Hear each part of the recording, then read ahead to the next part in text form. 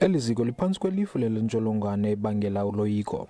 Kukho uloyiko lokuba abo bosulelekileyo bangapha kwale 33 ichazwa ngabasemagunyeni. Ukunwena ngakumbi kwale ntsholongwane kunganeziphumo ezibi. Hayi liqala elikhulu. Kodwa ke asinoba sathini kuba izifundo ziyaqhubha zona. Asinokwazi uyohlala emakhaya. Asinokwazi ubuyela emakhaya kuba ziyaqhubha izifundo zona.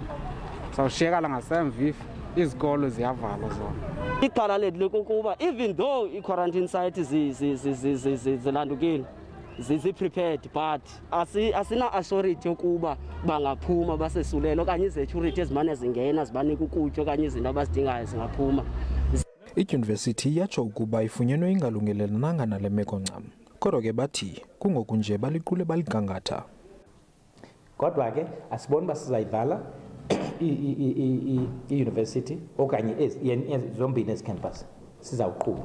Into esizimiseleyo ngoba sizame ukwengeza indawo zokuhlala abafundi for uba babekelwe amacaleni ba-isolatwe okanye kwenziwe i-quarantine. Nanto into esiphezu kwayo ngoku.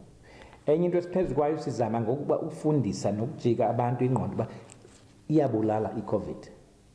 Sisilapho ke ngoku. Songeze nezinto zokukhuseleko le-virus, i-PPEs. Iinkokheli zemibutho emele abafundi zithi idyunivesithi ibinokwenza ngcono kunoku.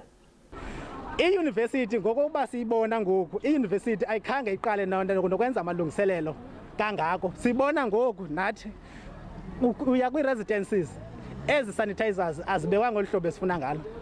Kwezinye indawo zi-empty okoza zi-empty.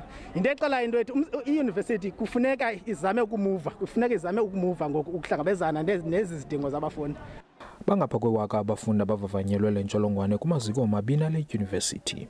Idyunivesithi ithi isebenzisana nesebe lezempilo ephondweni kwakunye nesebe lezemfundo ephakamileyo ukuzama ukunqamla ukwanda kwale ntsholongwane.